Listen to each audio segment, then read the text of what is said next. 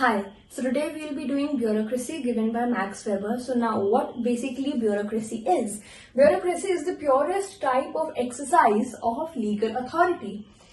It is capable of attaining the highest degree of efficiency. Bureaucracy is capable of attaining the highest level, highest degree of efficiency. It is the most rational known mean of exercising authority. Next, it results in high degree of calculatability of results, मतलब results को calculate किया जा सकता है. बहुत ज्यादा chances होते हैं कि आप जो रिजल्ट्स हैं उनको आप कैलकुलेट कर सकते हो और बता सकते हो कि रिजल्ट क्या होगा. Next, it increases the efficiency and because of the increase in the efficiency the effectivity of society, और can say the effectivity in society increases which further leads to modernization of society, modernized society. Next, what are the characteristics of bureaucracy? First, there is organizational hierarchy, मतलब एक proper organized hierarchy होती है bureaucracy में. Next, specialization, task, specific task, specialist. Third, meritocracy, it is based upon meritocracy, selection and promotion based on qualification. Bureaucrats कैसे बनते हैं? UPSC के exam clear करके, which means it is based upon meritocracy, achieved status है, it is not ascribed status. Next, system based on rules and regulations. System जो है obviously वो rules regulations laws पे बेस्ड है. It is not based upon custom traditions and so on values. ठीक है, it is based upon rules and regulations. Next, impersonal है. We have to act according to the rule, according to the law. There is no personal bias.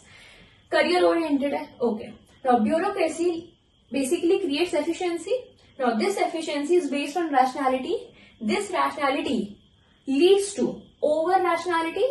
And with the passage of time, this over rationality is irrationality, which basically is iron cage. So we can say bureaucracy leads to iron cage. Now, bureaucracy, impersonality in official conduct, specialist without spirit.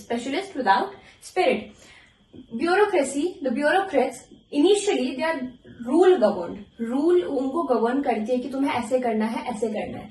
Next, they are rule bound. Rule bound मतलब type of boundary बन जाती है, वो उन्हीं rules और regulations के बीच में रहते हैं.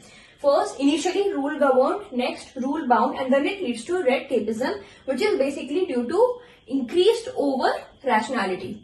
Coming to the criticism of this theory of bureaucracy, which is given by Max Weber, first criticism is too much emphasis on rules and regulations. बहुत ज्यादा emphasis है rules and regulations के ऊपर.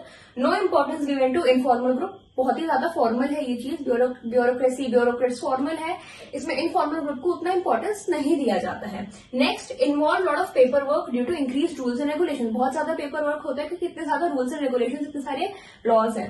Next, unnecessary delay in decision making. Decision making में delay होता है क्योंकि जो ब्यूरोक्रेट है वो अपने सीनियर से पूछेगा, वो सीनियर अपने सीनियर से पूछेगा, फिर स्टेप बाय स्टेप जो डिसीजन होगा वो फाइनली नीचे भी आएगा. तो जितना स्टेप वो ऊपर चढ़ा है डिसीजन लेने के लिए, उतना ही स्टेप वो नीचे आएगा डिसीजन फाइनली लोगों को, सिटीजन्स को बताने के लिए कि ये डिसीजन है.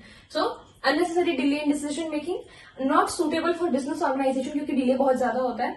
Difficulty in communication and coordination. अगर मेरा कोई सीनियर है, मैं एक ब्यूरोक्रेट हूँ, एक आईएएस ऑफिसर हूँ, जो मेरा सीनियर है और जो मेरे सीनियर का सीनियर है, I can not go directly to my senior. मुझे पहले अपने सीनियर के पास जाना होगा, मेरा सीनियर अपने सीनियर के पास जाएगा.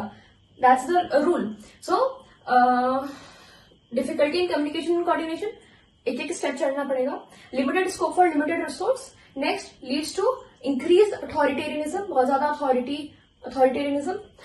According to Thorsten Veblen, he was of the opinion that bureaucracy is trained incapacity, it breeds inefficiency. बिल्कुल ऑपोजिट हो गया जो कि वेबर ने बोला. Weber says it basically increases efficiency.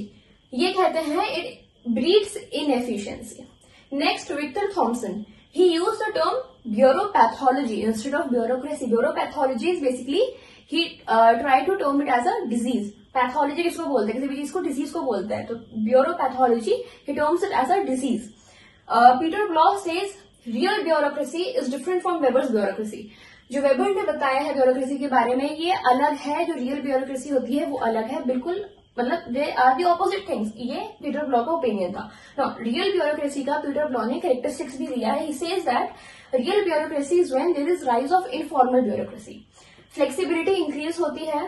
Next, personal characteristic matter करते हैं, जहाँ पे बहुत ज्यादा इम्पर्सनल है according to Weber. Next, activism increase activism.